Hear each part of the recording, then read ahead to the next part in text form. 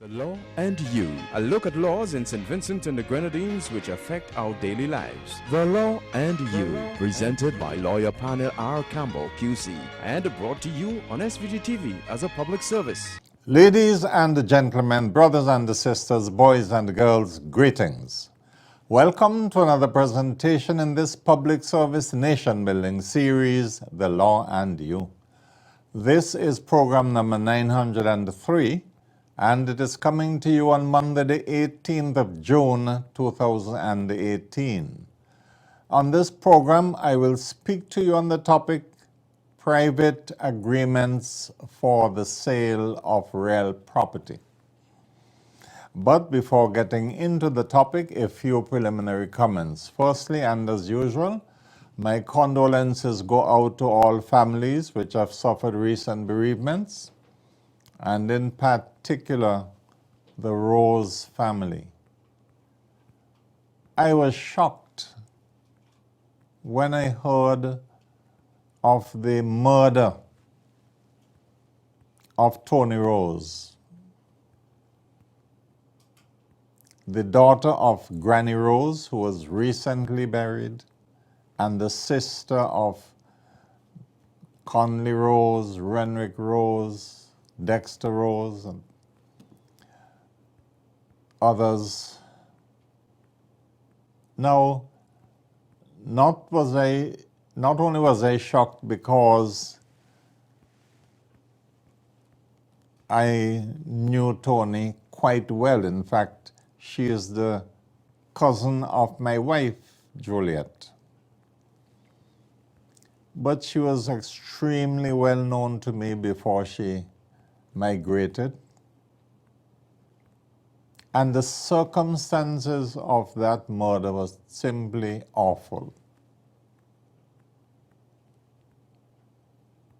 Simply awful. And to think of the Rose family, they've just buried Granny Rose, beloved of all. And this daughter of Granny Rose apparently came home for the funeral of her mom. And pending her return to the United States of America, her life was wantonly snuffed out by a murderer. Ironically, just on Friday, in his usual newspaper column,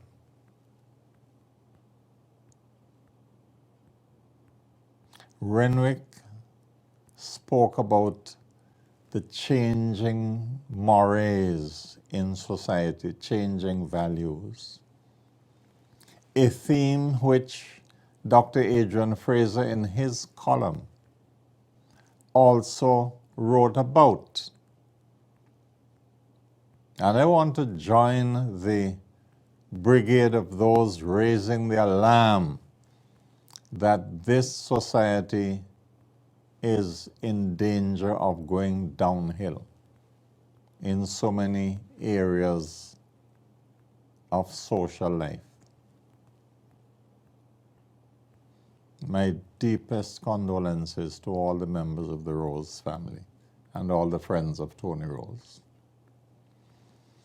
And we also heard on the weekend of the apparent suicide of the female student attending secondary school in Mesopotamia, a girl of tender age who the reports claim hanged herself. My condolences go out to her family, as well as the families of those who were recently drowned, especially the family of their brother whose body has not yet been found.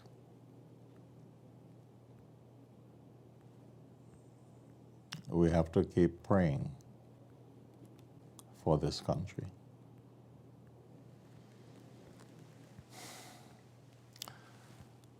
On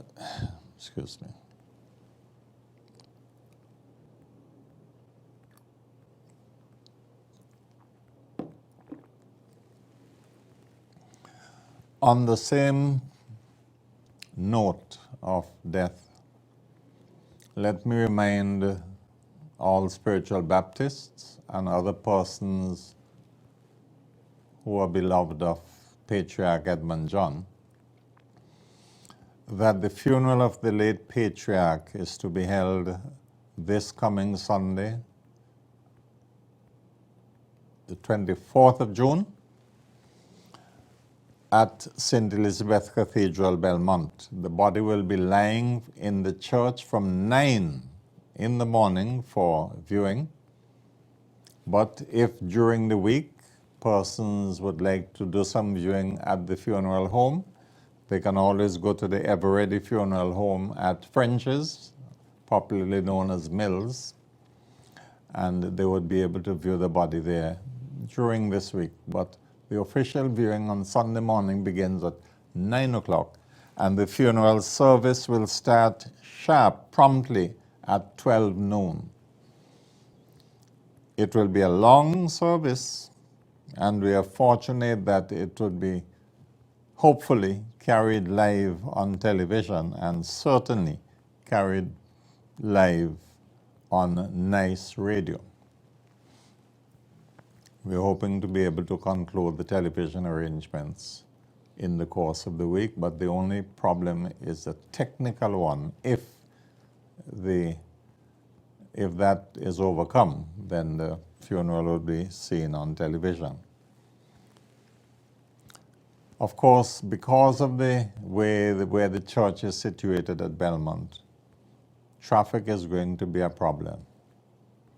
Because with the diversion of the road to Mespo a couple of years ago, traffic to Mespo passing on the Belmont side, that traffic passes right beneath the church, underneath the church, and our church is situated on a hillside above the Seventh-day Adventist Church.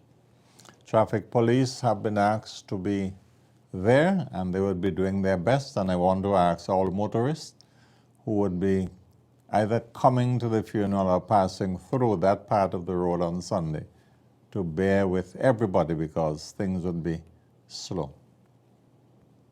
And let me thank the Seventh-day Adventist authorities for giving permission for some parking to be done in the yard of their church, which, as I said before, is just below St. Elizabeth Cathedral at Belmont. Thank you in particular to Pastor Dermot Batiste for the very kind indulgence and cooperation. Thanking the Commissioner of Police for the favors we ask him for in relation to the funeral. And in advance, we thank all concerned who would be assisting with the arrangements. But those coming to the funeral, be prepared for some delay.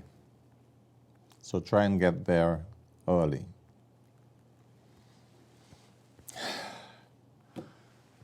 Now,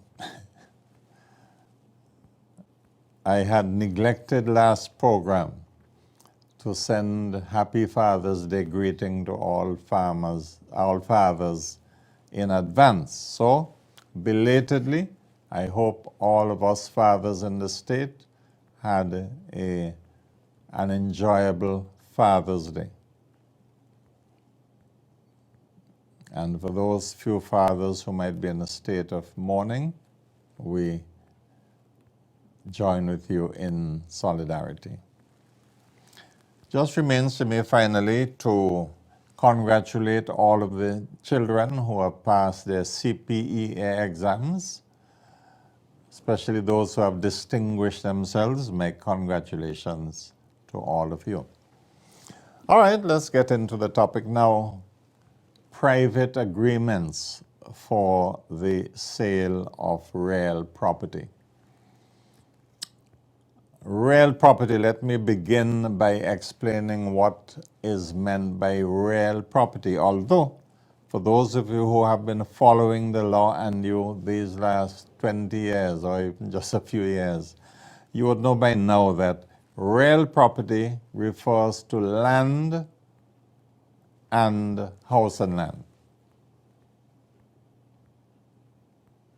The opposite of that is personal property, which is anything that is not land or house and land. With one little rider. In law, chattel houses, that is, board houses which are resting on land on posts, or even if they're resting on a removable concrete foundation, are regarded as personality. Board houses that are removable are not regarded as real property because they do not form part of the land.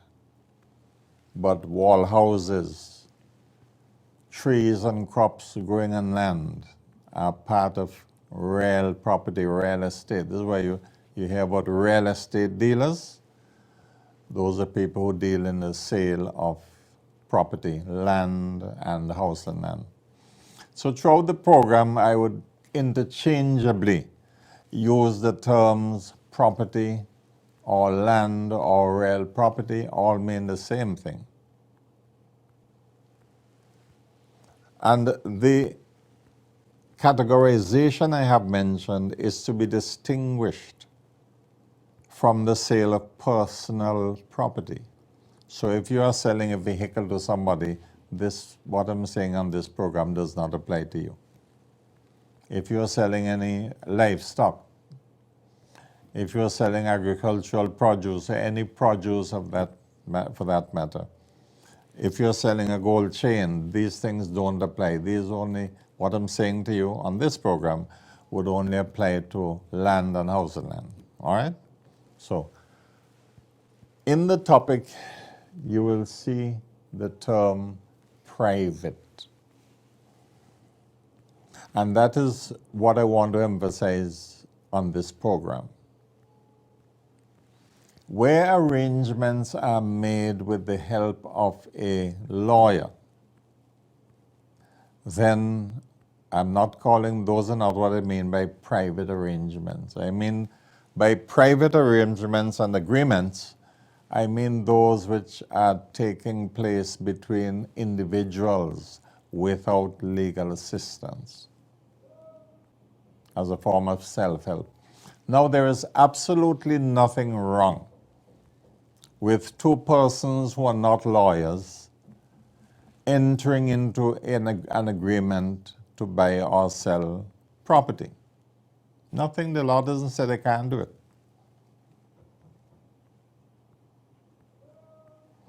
But you have to understand that if you are planning to enter into an agreement with somebody else to sell the person a piece of property, and you don't plan to use a lawyer, and the person to whom you plan to sell the property does not plan to use a lawyer also, both of you are running serious risks. Because the transfer of property, the placing of encumbrances on property are matters which are regulated by the law. So if you have a deal to go through with somebody involving selling land, for heaven's sake, go and see a lawyer. Or each of you can go and see your own lawyer and let the two lawyers collaborate. But to attempt to do it without a lawyer, or without two lawyers, each representing one side and the other,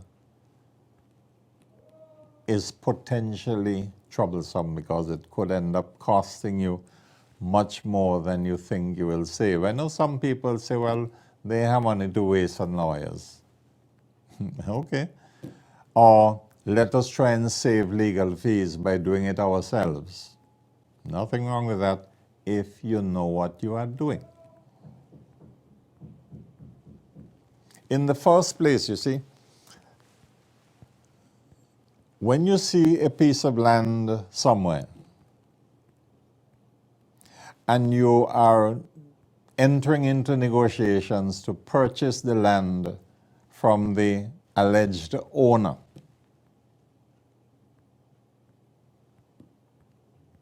how do you know that the person who is planning to sell you the land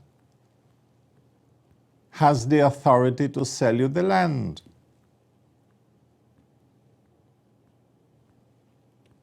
Just over the weekend, listening to the news from Jamaica, which I do almost every day because I go on to YouTube and I try to get news from Jamaica, Barbados, Trinidad, Guyana, and a few other Caribbean places. It is so easy these days. You just have to use your computer. Listening to the news from Jamaica over the weekend, I heard a report that a fellow has been indicted for arranging to sell the same property in Jamaica to different people, collected money from all of them, and it turned out that the property was not even his. But he would go take them to view the premises, the house and the property, and take money as a down payment. And next thing you know, the property does not belong to him. So the first thing you are required to ascertain when you are dealing with somebody over the purchase of a parcel of land or property is to ascertain whether the person you are speaking to has the legal authority to negotiate a deal with you.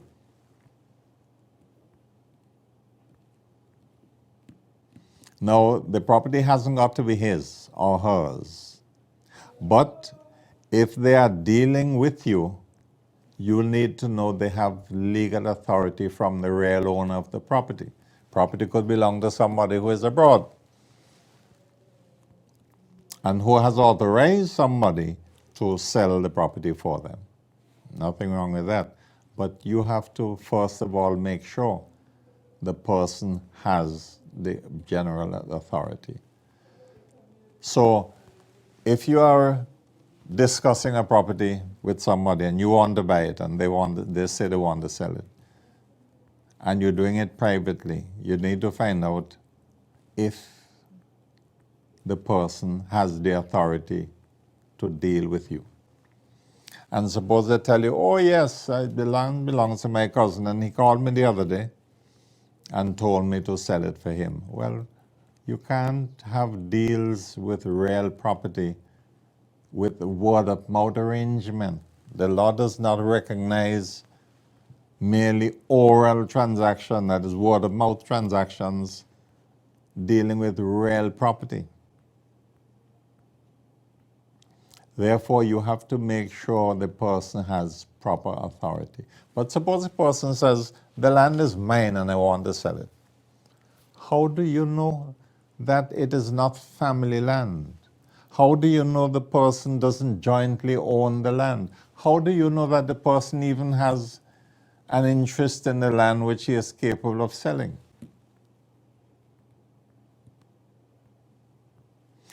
These are things which a lawyer will find out for you because that is what the lawyer is trained for. The lawyer is trained to investigate title to property or alleged title to property and to advise accordingly. So the lawyer would know that he or she should check out cases of alleged authority from the owner,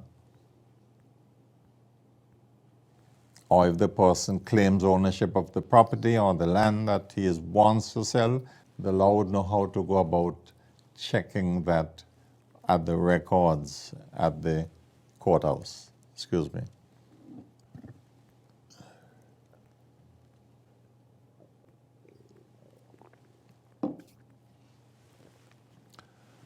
Now, you may have a piece of land for which you have a title deed. Fine. But somebody else may have acquired a right to the land by virtue of what is called adverse possession.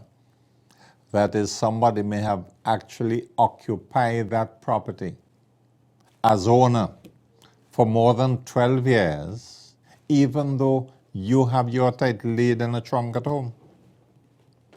Suppose you buy a piece of land or property and you go away. You got your deed, feel nice, you put it up, or you give somebody to hold for you, and off you go. You go on to England or America or Canada or elsewhere. And for more than 12 years, you are away from St. Vincent and Grenadines. You don't have anybody you have authorized to occupy the property on your behalf, but some stranger goes and occupies that property behind your back while you are away. After 12 years of occupying your property as the owner, without having any permission from you to be there, they can go and apply to the court for a possessory title to your property. Even though you have a title deed for it, because the law of St. Vincent and the Grenadines follows the law of England and the law in many other, in all common law countries, which says that if somebody is adversely occupying your property for over a certain period of time without you having taken steps to get them off through court process, and they don't have your permission to be on your land, they have simply taken it as a squatter, and that time passes, the law regards your right to the land as being extinguished, even though you have a piece of paper saying the land is yours. That is what adverse possession is. And we have a law here called the Possessory Titles Act, which sets out a procedure by which persons who have been squatting on another person's land for more than 12 years, in certain circumstances, can go and apply to the court and say, look, I want a title deed for this piece of land because I have been occupying it as an adverse possessor. Now, let me say this before I go any further. There are circumstances attached to the ability to claim possessory title. So it isn't every case in which somebody has been on land for 12 years you can go and claim it. A lawyer will advise you when you tell the lawyer the facts. A lawyer will advise you whether you have a good claim. So I'm not saying that in every case 12 years or more possession of property gives you the right to go and apply to get a title deed. It all depends on your fulfilling certain conditions. So check out a lawyer. Don't go and say, oh, I've been on this land for more than 12 years, and Mr. Campbell say, if you're on land for more than 12 years, it's yours. No, it all depends on a lot of things. And when you go to a lawyer to get advice, the lawyer will ask you a series of questions.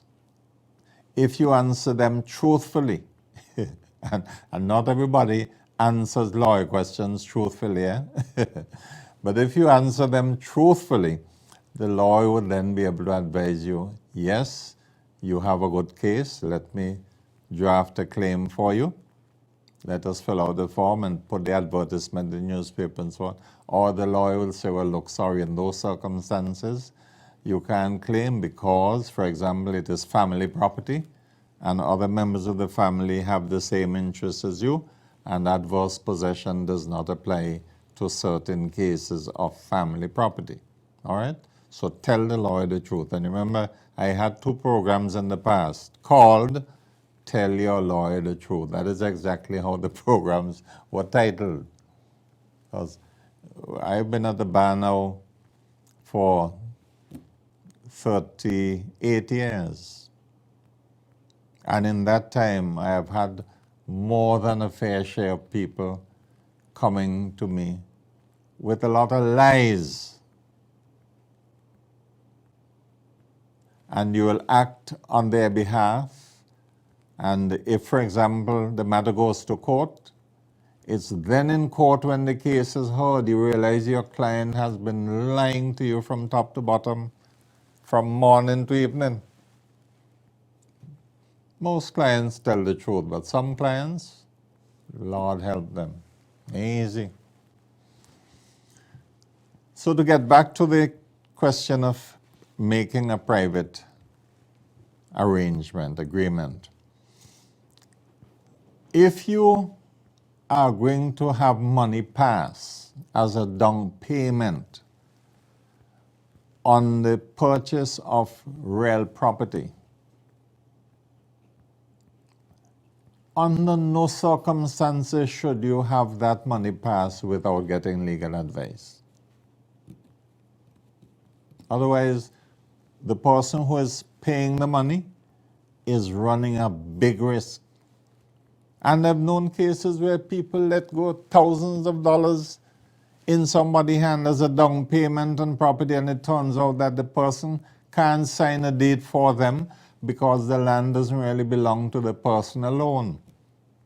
And if land belongs to two or more persons, each of them has to sign a deed for you. One person cannot sign and sell land that belongs to him and other people. So if you're going to let go money as a down payment in somebody's hand, you are doing it at a risk if you don't go through a lawyer. And you could end up losing all that money. Most agreements for the sale of real property are registered at the courthouse, so that if I arrange to sell you property and you come and you bring a down payment to me and we have a properly drawn up agreement by a lawyer signed by both of us, you can take that agreement to the courthouse, have it registered, where it becomes notice to everybody that you now have an interest in the property because you have paid a down payment on it, on the condition that after such and such a length of time, you pay the rest and you get your title deed. So once that is registered, nobody else can go and say they want to buy the same piece of land from me, because I've already signed to say I've collected a down payment from you. I've already taken your money. And the agreement is at the courthouse registered, where everybody should go and have a look who want to buy the land. You see, once it is registered, the law regards that as what is called notice to the whole world, which means that because it's a registered document, the general public has a right to go and inspect it. They pay an inspection fee, a search fee. The general public can go and ask for a photocopy of it, a certified copy. So a registered document is a public document open to the public. And once an agreement is made to sell the land and it's registered at the courthouse, then that blocks anybody else from dealing with the land. Unless you forfeit the arrangement, you can't come up with the rest of the money and so on, and you say, well, look, you can't go through with the sale. The agreement you sign may well have a clause that if you are not able to complete the sale in such and such a length of time, you forfeit the deposit. Some may have a clause that you return, you get back part of the deposit, but it all depends. Generally, when you make a deposit on the payment of land as a down payment, and you default in carrying through the deal, you would generally lose the deposit. I say generally because there are cases which you may not lose the deposit depending on how the agreement is worded. So as I close off, it's a general caution I'm issuing I'm issuing a caution to anybody who is thinking of doing their own thing when it comes to the sale of land or property. Use a lawyer. Yes, the lawyer will charge fees. That is what he is in the profession for. But you are paying fees to safeguard your interest, to make sure that if things go wrong, you are protected. So if you want to skimp and say, well, you don't want to spend money on lawyers, power to you. But if you find yourself in pocketery, as the common parlance goes, that is really a corruption of the word purgatory, which has nothing to do with legal matters, but it's a slang. We've all been sanctioned, Pocketery, you get in pocketery if you go and do transactions that you go outside the lawyer and you get your foot tied up. So use a lawyer, get legal advice, and do what you're doing in the proper way. All right? Okay. So that is all from this program of The Law. And let me remind you, Patriarch John's funeral, Sunday, 24th of June. The funeral service begins at 12. Viewing starts at 9 to 12, then the service at 12. Go on till 5:30 or thereabouts. Okay? So until next program, I look forward to being of further service to you for another presentation in this public service nation building series, The Law and You. Do have a pleasant week, ladies and gentlemen, brothers and sisters, boys and girls. And may the good Lord continue to bless us all.